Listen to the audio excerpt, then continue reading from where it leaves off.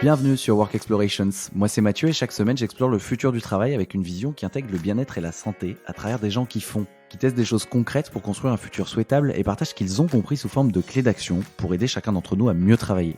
Ce podcast est fait pour vous si vous voulez être architecte et non victime de votre futur. Parce qu'à chaque épisode vous repartez avec une action concrète à mettre en place maintenant. Ce podcast est un média libre, ça veut dire que je ne touche pas un copec dessus, c'est mon activité de coaching pour entrepreneurs et dirigeants qui me permet de gagner ma vie et de continuer à le faire. En gros, je les accompagne pour construire une marque personnelle forte et faire décoller leur autorité et leur visibilité en ligne. Maintenant que vous savez tout, je mets le lien dans la description de l'épisode et je vous souhaite une bonne écoute. Je vous apprends rien si je vous dis qu'aujourd'hui le télétravail attire plus que le 36e étage d'une grande tour d'acier et que le costard à la Défense a un peu moins la cote qu'avant. Mais en fait, ça pose un problème plus important qu'on ne le pense sur la manière globale d'aménager nos villes, sur le rôle nouveau des bureaux, mais aussi sur notre rapport au travail. On en discute pendant 30 minutes avec Quentin Nier, CEO du groupe Abilis. Je vous souhaite une bonne écoute. Salut Quentin, bienvenue. Salut Mathieu, merci de me recevoir. Trop content d'être avec toi. Merci à toi d'avoir accepté l'invitation. Je suis ravi de faire un épisode sur le format prospective avec toi pour parler de l'avenir des quartiers d'affaires à l'heure de la généralisation du télétravail. Que va-t-il arriver à ces tours? Qu'est-ce qu'on va en faire?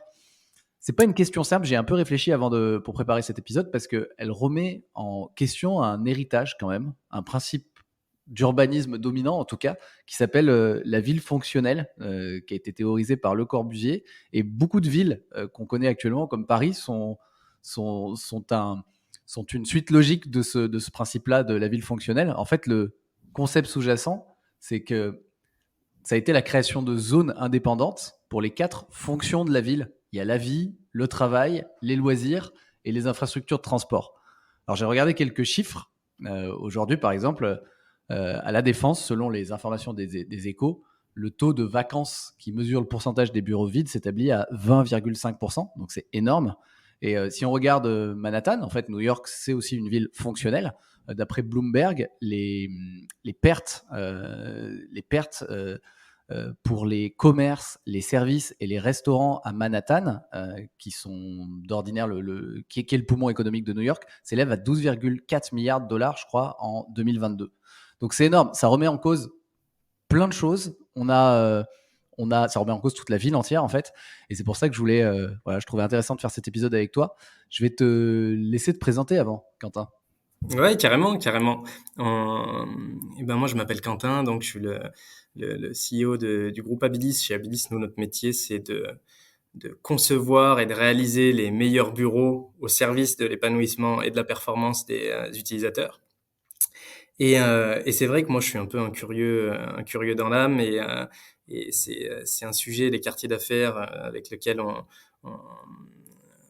on coexiste énormément en fait parce que toutes ces transformations qui sont en cours imposent des transformations aussi organisationnelles pour les espaces qui sont hyper importantes. Donc nous, notre métier, c'est ça.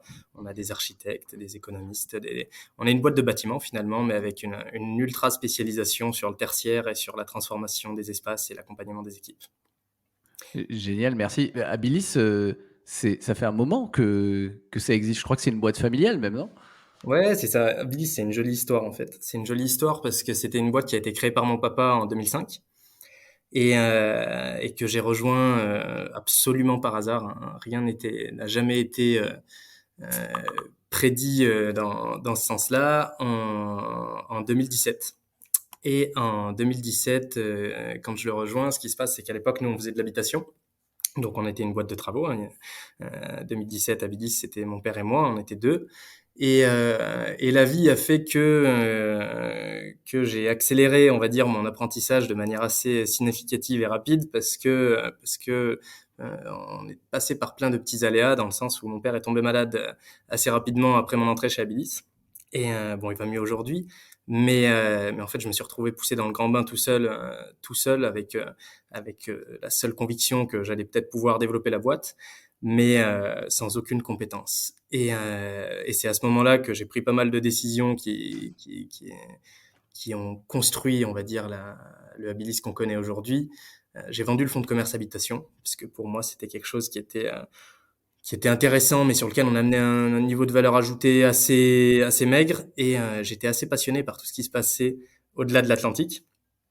Et je me disais, putain, comment en Amérique ils arrivent à avoir cette culture des entreprises, à créer ces campus immenses où le bien-être du collaborateur il est mis vraiment au cœur de l'équation. Et pourquoi est-ce qu'en France on est toujours une longueur de retard sur tous ces sujets-là? Et c'est à ce moment-là que donc on s'est positionné sur le tertiaire, on a positionné une vraie offre d'accompagnement au changement pour les entreprises. Et puis on s'est cassé les dents sur tous les volets possibles de cet aspect-là. On était un peu avant-gardiste parce que nous on est né à Grenoble, donc dans les Alpes, donc en province.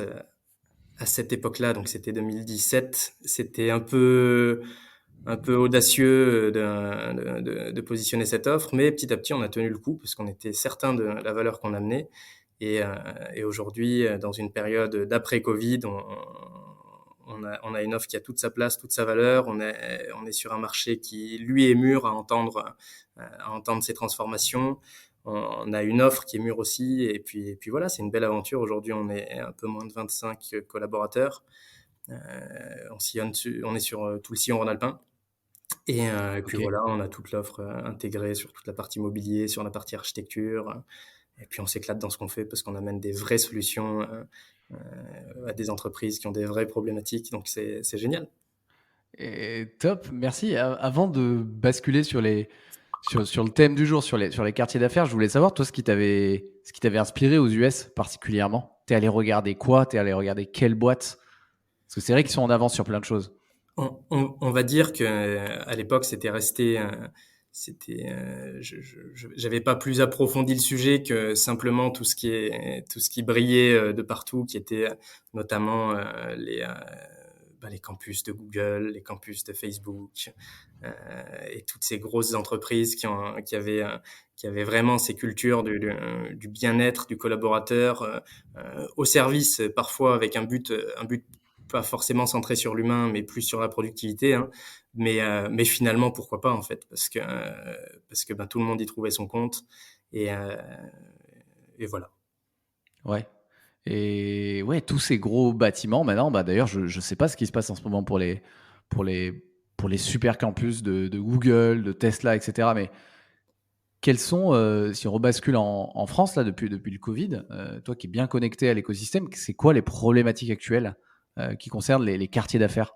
Tous ces endroits qui étaient dans la ville fonctionnelle dédiée à la partie travail.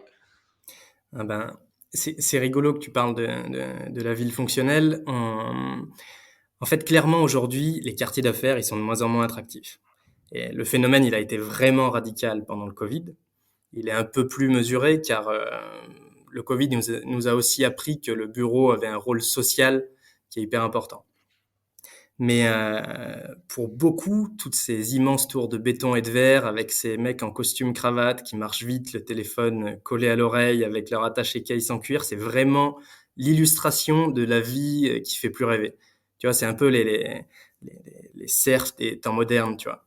Et pour bien comprendre ce décalage, effectivement, je pense que c'est hyper important de revenir à la ville fonctionnelle parce que, si tu veux, on s'offre même un petit retour en arrière. La ville fonctionnelle, je sais pas si tu connais comment ça a été réfléchi.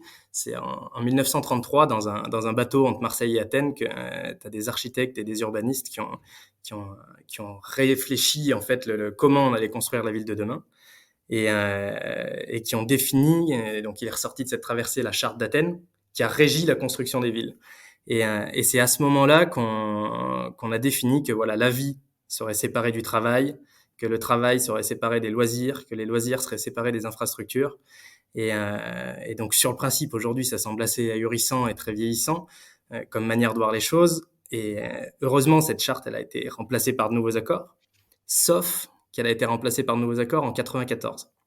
Donc entre 1933 et 94, qu'est-ce qui s'est passé? Eh ben, on a construit les dizaines de millions de mètres carrés qui meublent nos quartiers d'affaires à travers le monde. Donc des millions de mètres carrés construits, mais absolument plus adaptés aux attentes actuelles. Et donc pour rebondir sur ta question, et terminer avec le contexte. Aujourd'hui, ce qui est clair, c'est qu'il y a des vraies problématiques dans les quartiers d'affaires. C'est qu'il y a une vraie perte d'attractivité. Comme on l'a dit, le silotage entre le pro, le perso, les loisirs et la vie de manière générale est absolument plus adapté aux aspirations des travailleurs de l'après-Covid. Parce que le Covid a ouvert un peu les chakras sur pas mal de choses. Et avoir des bureaux à la Défense, ça fait plus rêver personne. Voire même, c'est parfois l'inverse et c'est même parfois rédhibitoire. Donc, ça a un impact sur les populations de nos entreprises qui vont privilégier un maximum le télétravail pour les entreprises qui l'autorisent, parce qu'il existe encore des irréductibles qui freinent vis-à-vis du télétravail. Mais donc les maximum de télétravail, donc des gens qui vont petit à petit se désengager de leurs entreprises. Mais ça, on pourra revenir peut-être sur ce sujet-là après. Mais cette perte d'attractivité va générer des pertes de fréquentation. Et vu que le monde attire le monde, venir au bureau pour être 3 dans un open space de 20 places, la première chose qu'on va se dire, c'est merde, j'aurais dû rester chez moi. Et donc, on va rentrer dans ce cercle un peu vicieux où venir au bureau devient plutôt une contrainte et où le télétravail devient plutôt une solution à j'ai la flemme d'aller au bureau plutôt que j'ai besoin de produire et me concentrer, et donc le télétravail est cette solution. Mais bon, ça, je te rassure, c'est vrai encore pour beaucoup d'entreprises parce que je pense qu'on est dans un entre-deux-mondes qui pose beaucoup de questions et c'est pas propre forcément au quartier d'affaires, hein. C'est aussi les entreprises de manière générale qui doivent se réaligner entre les attentes, le management et la manière de piloter tout ça. Mais donc, si on refait une petite synthèse, les pertes de fréquentation qui vont engendrer aussi, continuer d'activer ce cercle vicieux, qui vont engendrer des pertes économiques. Effectivement, tu parlais de Manhattan, presque 13 milliards de pertes de CA annuelles, mais c'est exactement ça en fait, parce que quand t'as plus que 2 tiers de tes clients qui sont là, il en manque un tiers qui va pas consommer ta pizza le midi ou ton journal le matin et puis des commerces qui ferment, c'est pas top, et ainsi de suite et ainsi de suite. Donc en gros, perte d'attractivité, perte de fréquentation et conséquence, c'est l'impact économique. Ouais. Et ça, c'est clair. C'est hyper clair. Je pense que on est en plein dedans.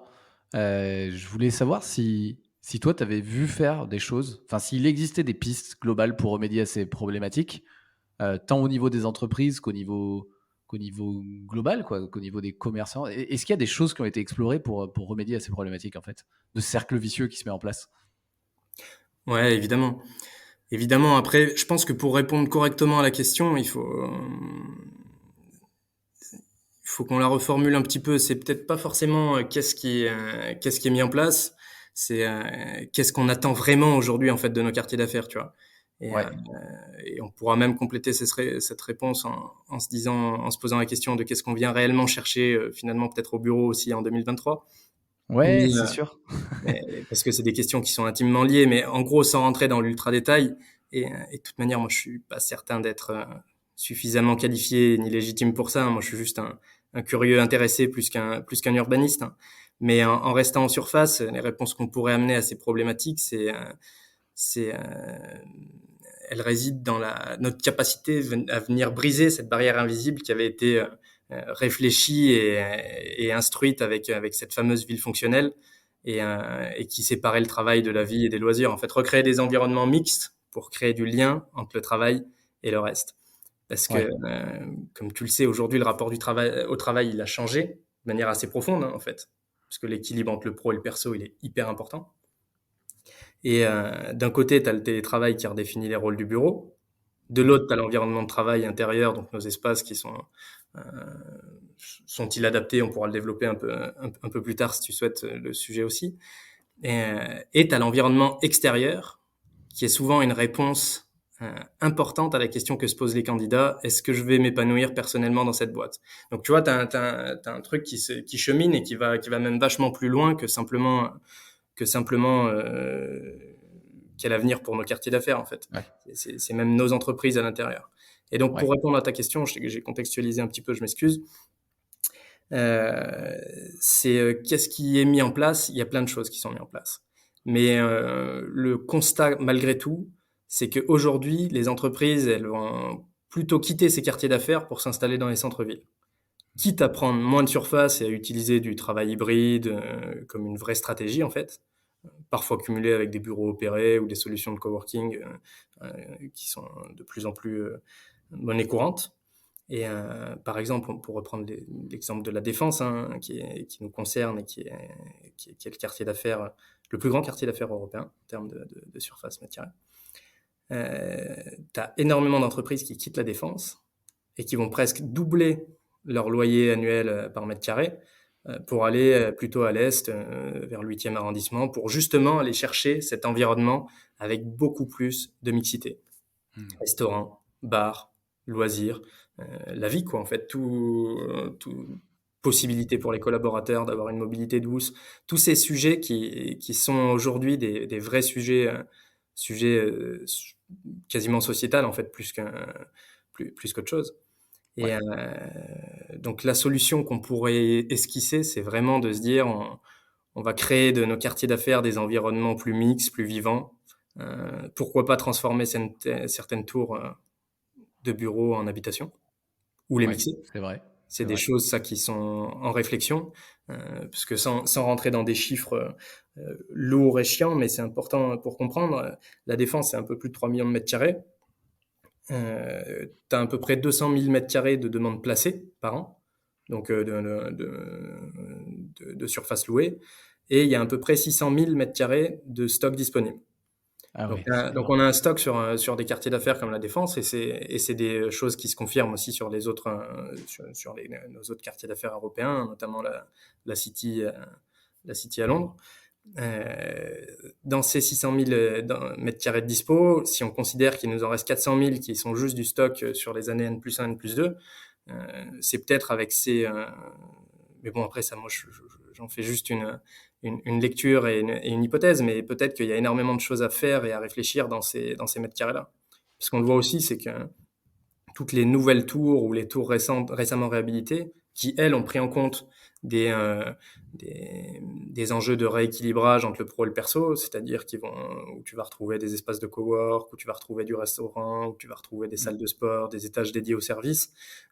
C'est des tours qui vont avoir un taux de remplissage quasiment complet, en fait. Parce Ouais. que c'est ce qui va justifier. Mm. C'est marrant, la City, je pensais qu'il s'en tirait un peu mieux parce que c'est quand même plus intégré au centre de Londres, je trouve. Mais ouais. Mais ok, intéressant d'avoir les chiffres aussi là-bas. Parce que la Défense, ouais, c'est vraiment un endroit dédié, quoi. Londres, c'est plus étendu.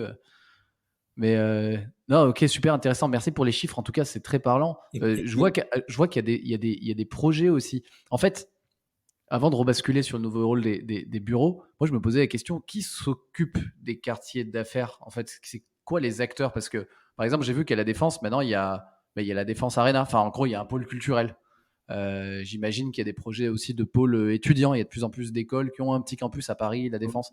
Et je me demandais aujourd'hui, est-ce que c'est que des acteurs indépendants, des boîtes ou des écoles ou quoi, ou il y a quand même des acteurs publics aussi qui s'en occupent en fait? non, il y a des acteurs publics. Ben, après, je suis pas ultra calé là-dessus, mais t'as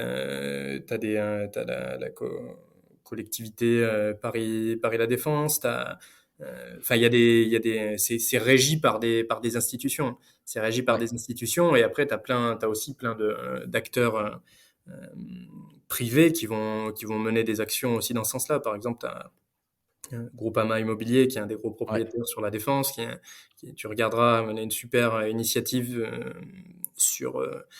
pour porter un projet de reverdir en fait la Défense. Parce que ce qui est assez même troublant à la Défense, c'est que en fait il tout n'y est a pas bâti sur une d'arbres. dalle. Il y a tout qui se passe en dessous en fait. T'as la dalle où tu circules, qui est piétonne, et puis ensuite tout ce qui est circulation, infrastructure, c'est en dessous. Donc quand tu sors de ton ascenseur ou de ton métro, en fait, tu arrives dans ce monde au pied des tours, mais ce monde de béton, en fait. Ouais, Et Groupama Immobilier a fait amené une super réflexion avec 5 archis de renommée que je ne saurais pas te citer, pour porter un projet qui s'appelle Le Chemin. En fait, l'idée, c'est de justement reverdir toute cette dalle végétalisée et de créer des circulations suspendues avec des pôles de rencontres, etc., justement, qui cheminent au-dessus d'un espace vert immense qui serait en fait le parvis de la Défense. Et donc ça, c'est des projets qui sont menés aussi bien, enfin qui sont soumis à des institutions, mais qui sont menés par des privés. Tu as aussi même des collectifs. Il y a un collectif de chercheurs qui a mené une excellente étude aussi sur le sujet qui s'appelle La défense en perspective, qui a été initiée pas par le Covid, qui a été initiée par le Brexit, ça. Et qui a duré 3 ans. Bon, forcément, c'était en 2019, donc le Covid est passé par là et a rebattu un peu les cartes sur certains volets. Mais, euh, mais voilà, il y a énormément aussi bien des institutionnels que des privés qui portent des projets. Après, la seule subtilité, c'est que c'est des projets longs avec des énormes enjeux économiques. Et, euh, et très souvent, ceux qui sont le plus impactés par les questions qu'on vient de se poser et les problématiques qu'on vient de soumettre, c'est les utilisateurs finaux qui, Ouais. eux, n'ont pas forcément leur mot à dire en fait dans ces discussions-là, quoi. Ben, on va y venir aux utilisateurs finaux, du coup.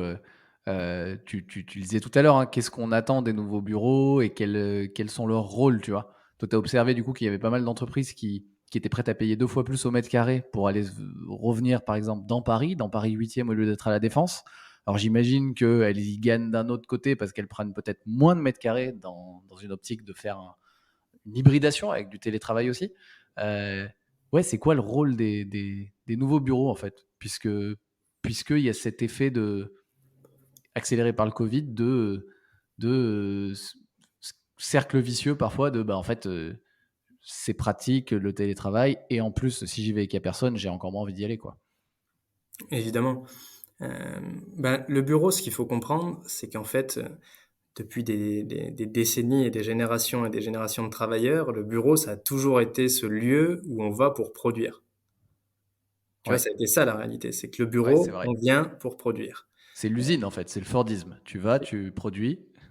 Si tu regardes bien, et c'est peut-être pas le sujet aujourd'hui, mais finalement, les modèles d'entreprise qu'on connaît aujourd'hui, elles ont pas tant évolué depuis justement ces sociétés qui se sont hiérarchisées à l'époque des premières usines automobiles, etc. Et, euh, et effectivement, impulsé par ça, le bureau, c'était ce lieu où on venait travailler pour une tâche précise qui était la nôtre, et puis évidemment avec tout ce qui entoure. Et donc on venait majoritairement pour produire. On venait aussi un petit peu pour collaborer parce qu'on avait nos collègues. Mhm. Et le bonus, c'est que vu qu'on passait quand même pas mal de temps au boulot, on pouvait se sociabiliser un petit peu avec nos collègues parce que c'était voilà, ça nous était offert, mais comme un bonus, et absolument pas comme un usage propre. C'est marrant que Et tu dises ça d'ailleurs au passage, parce que moi, mon vécu, je me rends compte à quel point mon vécu du bureau, là je suis indépendant maintenant, mais j'étais encore au bureau il y a un peu plus d'un an. Mon vécu du bureau, il est totalement, enfin c'est totalement ça, c'est j'y allais parce que j'allais pouvoir sociabiliser, mais alors par contre, j'allais pas pouvoir produire autant que je veux, quoi. Ça c'est, Eh ben, ça c'est s'est exactement inversé. ça, mais parce que c'est exactement ça en fait. C'est que la courbe, elle s'est totalement inversée. Avec le télétravail, la production, on va plutôt la faire et la privilégier à distance, parce que au-delà du fait qu'on va être vachement plus productif, c'est aussi un meilleur équilibre pro-perso, un meilleur impact environnemental. Enfin, il y a plein de choses qui sont hyper intéressantes quand on produit à distance. Et on va venir au bureau pour collaborer, même si ça aussi, grâce à nos chères visioconférences, on sait collaborer efficacement à distance aujourd'hui. Mais surtout, on va venir au bureau pour sociabiliser. Donc en fait, la courbe enfin le schéma type, il s'est totalement inversé. Et ça a été même assez radical en fait, parce que c'est du jour au lendemain que ça s'est inversé. Donc c'est là où c'est difficile et où encore en 2023 aujourd'hui, il y a des entreprises qui rament un petit peu là-dedans et parfois légitimement parce que c'est pas un combat facile que de transformer des usages qui étaient aussi ancrés que ceux qu'on vient de citer. Mais aujourd'hui, le bureau, il a pris totalement un nouveau rôle. Et ce nouveau rôle, c'est fonction première, sociabiliser. Venir au bureau, c'est pas juste venir pour y bosser, c'est venir surtout pour créer du lien avec ses collègues, c'est pour créer du lien avec son entreprise aussi, hein. Parce que ça, c'est hyper important, hein, quand on travaille en hybride, le sentiment d'appartenance, c'est quelque chose qui peut très vite s'effacer. Donc créer du lien avec ses collègues, avec son entreprise, collaborer, et puis évidemment rééquilibrer peut-être un petit peu ces formats où travailler, se passer de 9h à 17h dans un lieu précis, avec une fonction précise, quoi. Hmm. Et, et ça, aujourd'hui, toi, dans les demandes que tu as, dans les accompagnements que tu fais de tes clients qui se posent toutes ces questions, est-ce que tu as identifié des conditions pour que ça marche? Parce que c'est quand même hyper compliqué. La transition, elle est, ouais, l'inversement des choses, production, enfin, ça s'est fait rapidement quand même, et ça pose plein de questions. Tu disais tout à l'heure, il y en a qui sont encore dans 100% travail, 0% télétravail, d'autres qui sont en hybride, d'autres qui sont en 100% télétravail. Selon toi, c'est quoi ouais, est-ce que tu as des conditions ou des éléments que tu regardes comme pour auditer l'entreprise? Parce que ça dépend, je pense, des entreprises, pour que ça fonctionne. Ben, la vraie première règle, c'est qu'il n'y a pas de règle. C'est que ça doit être adapté à l'entreprise, et que avant tout, c'est ça qui va guider la manière dont on va construire cet accompagnement qui va être ultra personnalisé. Par contre, ce qui va garantir la réussite, c'est d'abord l'alignement vis-à-vis de la direction de l'entreprise et de la direction qui est prise. Donc, l'alignement, c'est hyper important, et voire même l'état d'esprit des instances de direction vis-à-vis de ce qui est fait. Est-ce qu'on le fait parce qu'on a compris pourquoi on le fait, et donc on a la conviction qu'on va amener du mieux aussi bien pour la boîte que pour les collaborateurs, ou est-ce qu'on le fait parce que putain, ça fait le troisième qui nous demande du télétravail, et puis on n'arrive pas à recruter, donc enfin, tu vois, parce qu'il y a encore un peu, on est un peu dans cette période on est vraiment dans une période de transition en fait, où t'as des gens qui sont convaincus par ce qui se passe, et t'en as d'autres qui ont du mal à comprendre où mettre le curseur, comment le mettre et pourquoi. Et donc, nous, notre rôle, c'est d'abord d'identifier ça. Est-ce qu'on le fait pour les bonnes raisons?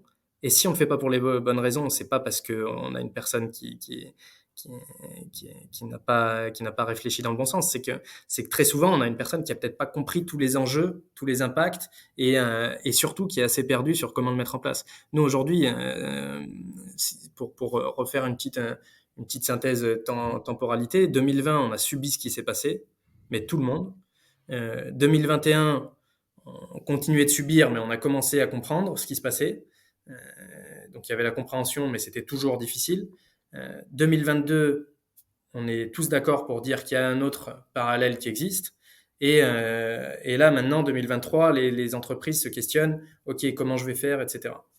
Mais ouais, pour revenir à ta question initiale, l'alignement de la direction de la direction de la boîte et de la direction qui est prise, c'est je pense le premier symbole de réussite, parce que de toute manière après c'est ça qui va être impulsé dans l'entreprise, et parce que forcément c'est des conceptions qui se font de manière collaborative, donc s'il y a un dysfonctionnement à l'impulsion, forcément ça partira pas dans le bon sens. Mais notre rôle, c'est ça, nous, c'est surtout de faire d'abord de la pédagogie vis-à-vis du projet, vis-à-vis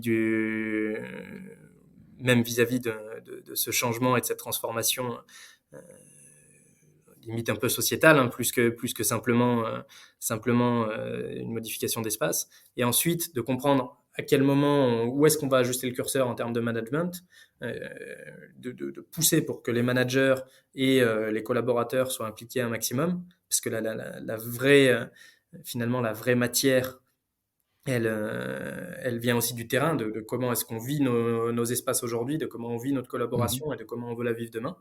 Et une fois qu'on a aligné finalement cette vision et ce besoin, après, nous, on fait notre taf et ça déroule, quoi.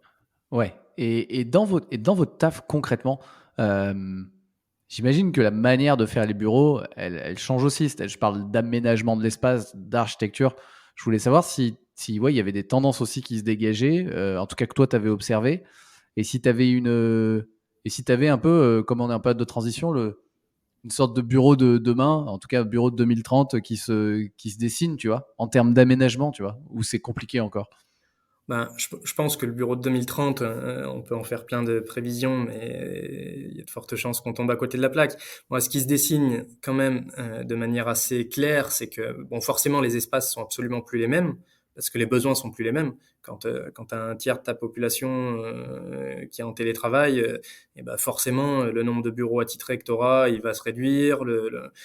Par contre, quand ils viennent au bureau, on sait que c'est pour collaborer, donc les espaces de réunion, ils vont être multipliés. On sait qu'il faut créer de la culture d'entreprise, donc tout ce qui est rencontres informelles, etc. On va vraiment cultiver ce type d'espace.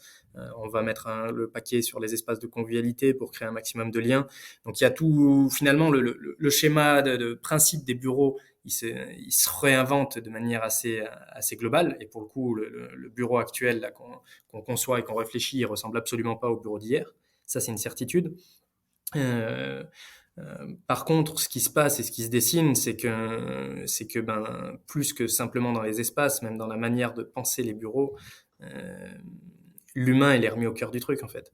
Et c'est ça surtout qui est la vraie ligne rouge qu'on suit euh, et qui, je pense, va être durable, c'est que cette période, avec tout le malheur qu'elle a pu amener,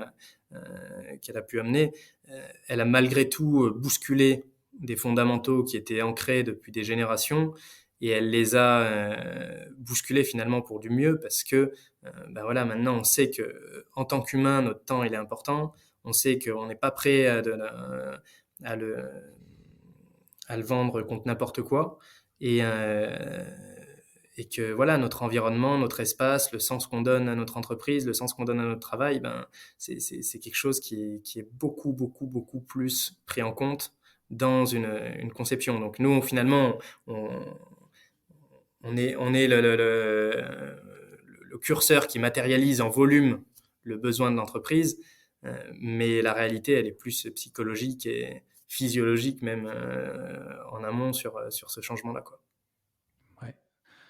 Ouais, merci Quentin. En tout cas, j'ai noté cette notion d'alignement super importante, de créer la confiance du coup entre équipe de direction et les bénéficiaires finaux, les collaborateurs. Et, euh, et c'est ça qui amène la responsabilité de faire de ce lieu un super lieu qui soit un lieu positif pour l'entreprise. Euh, Avec plein de et puis juste pour rebondir, il y a aussi après il y a plein de petites choses qu'on voit émerger et que nous on prône euh, dans nos projets, dans nos conceptions, c'est que le bureau ça doit être un lieu, si on veut créer ce lien entre tous, si on veut en faire ce lieu un peu totem, il faut qu'on cultive une espèce d'expérience en fait qui est vachement plus importante aujourd'hui. Euh, et en fait, on retrouve des bureaux qui vont s'inspirer beaucoup plus des codes du retail ou de l'hôtellerie finalement, avec mhm, du service, enfin, du marketing olfactif, de la signalétique, de l'art. On essaye moi, j'adore à titre perso le street art et j'essaye vraiment de faire en sorte que dans nos projets, on arrive à en placer quelques-uns parce que ça ultra personnalise le lieu et ça crée une expérience unique. Et ça, c'est des petits variables d'attachement finalement qui sont hyper importants et qu'on voit de manière de plus en plus généralisée aujourd'hui, mais qu'on retrouvait pas hier, quoi. ouais, hyper intéressant ouais, de regarder du côté du retail ou de l'hôtellerie qui, effectivement, les bureaux qui font rêver aujourd'hui, tu as la notion de service pour l'expérience utilisateur et qui peuvent être des salariés ou des visiteurs qui est, qui est souvent très présente, qui est assez waouh. Moi, j'avais eu la chance d'aller dans les bureaux de Google ou Facebook et c'était. Enfin voilà, effectivement, les Américains sont en avance. Mais super. Écoute, Quentin, est-ce qu'il y a un truc à retenir dans tout ce que tu nous as dit? Est-ce qu'il y a un truc à retenir dans ce que je t'ai dit? Je pense que le monde est dans un espèce d'entre-deux et puis que, que la question initiale de l'avenir des quartiers d'affaires, c'est que la mise en perspective d'un changement beaucoup plus profond, quoi, qui vise à en finir avec ces anciens modèles d'entreprise et faire naître des modèles recentrés sur l'humain et puis peut-être même finalement peut-être même la planète aussi, quoi. Ouais. Ouais, ça touche à des problématiques beaucoup plus larges. C'est ça qui est hyper intéressant. Et super, bah merci. Est-ce que tu aurais un livre qui t'inspire à nous partager, par exemple? Un livre qui m'inspire, pour rester dans le thème, moi, il y a un livre que j'adore qui s'appelle La règle, pas de règle. Je sais pas si tu le connais. Je l'ai pas lu, mais on m'en a parlé. C'est No Rules Rules, je crois en anglais, ou je crois qu'on C'est en ça. a. Moi, C'est pas le gars de Netflix? je lis pas encore en anglais, moi, donc je l'ai en français. Mais ouais, Reed Hastings, le fondateur de Ah ouais. Netflix, et, euh, et c'est un livre qui est hyper inspirant parce qu'il expose sa vision innovante du management et tu vois, il encourage l'autonomie, la responsabilisation, il dégage toutes les contraintes bureautiques au service de la créativité. Enfin, c'est, je pense pour un entrepreneur en 2023, c'est un livre qui se lit et qui, je pense, amène beaucoup de pistes de réflexion et des choses plutôt applicables finalement dans nos entreprises. Top. Tu dois être le troisième à le citer dans ce podcast, donc je vais Ah bien ouais? entendu le remettre dans les notes de l'épisode, mais surtout, je vais finir par le lire quand même, à force qu'on Eh ben voilà. à force qu'on m'en parle. Ouais, prochaine question. Work est un podcast pardon, sur le futur du travail. À qui dans tes contacts tu voudrais faire une passe décisive pour venir partager ici? Alors, je vais te proposer quelqu'un. C'est quelqu'un moi aussi, je sais pas si on en a parlé, nous aussi, on a avec Abilis notre podcast qui s'appelle Boucan et qui explore aussi le futur du travail, mais sur un angle un poil plus concentré que toi, avec des entrepreneurs qui nous partagent une vision applicable en une quinzaine de minutes. Et, Ouais. euh, et on a interrogé Georges Sade, qui est un entrepreneur, un multi-entrepreneur, qui est le CEO de Spectrum, euh, qui a fait un podcast fabuleux et qui même nous laisse un peu sur notre faim, tellement il y aurait des choses à explorer sur sa vision du management et de la culture d'entreprise, etc. Et donc, je te mettrai avec plaisir en contact avec lui pour un futur épisode et je pense que tu vas te régaler. Merci pour la reco. Je connaissais pas cette personne et du coup, ça me donne envie d'écouter l'épisode en question qui est sorti. Du Il est coup, pas encore sorti. il n'est pas encore sorti. Bon, je mettrai le lien du podcast Boucan aussi dans les notes de l'épisode. Ouais, avec grand Ça plaisir. permettra à ceux qui nous écoutent. L'épisode sera certainement sorti quand celui-ci sort. Donc parfait, bah merci à toi. Quel est le meilleur moyen de te suivre, de te joindre, de t'envoyer un feedback pour celles et ceux qui ont aimé l'échange? Alors, le meilleur moyen de me suivre, bon, je suis assez actif sur LinkedIn, donc Quentin Nier, Nier, et je prends pas mal la parole au sujet du Future of Work, justement, et puis je partage des projets, des réussites qu'on peut amener chez nos clients, donc je pense que le meilleur moyen, et je suis assez accessible via ce réseau, donc c'est de me suivre sur LinkedIn. Top, et ben merci infiniment pour le partage, Quentin. Merci à toi, Mathieu. C'est la fin de cet épisode, mais peut-être le début d'une autre histoire ensemble. Je vous propose 2 options pour continuer. Première option, rejoindre ma newsletter VIP dans laquelle je donne un récap de chaque épisode en clé d'action. Elle s'appelle le carnet de Mathieu. Deuxième option, me faire un retour sur l'épisode. Je réponds à tout le monde. Vous pouvez le faire sur ma newsletter en répondant directement à l'email ou sur LinkedIn qui est le réseau sur lequel je suis le plus actif. Bien sûr, ces 2 liens sont dans la description de l'épisode. Pour terminer, je vous rappelle que ce podcast est un média libre, donc il ne me rapporte pas d'argent. C'est mon activité de coaching en personal branding pour entrepreneurs et dirigeants qui me permet de gagner ma vie et de continuer à le produire. Si ça peut aider quelqu'un de votre entourage qui veut gagner en autorité et visibilité, parlons-en. Toujours sur LinkedIn, connexion plus message, et c'est parti. Merci beaucoup et à très vite sur Work Explorations.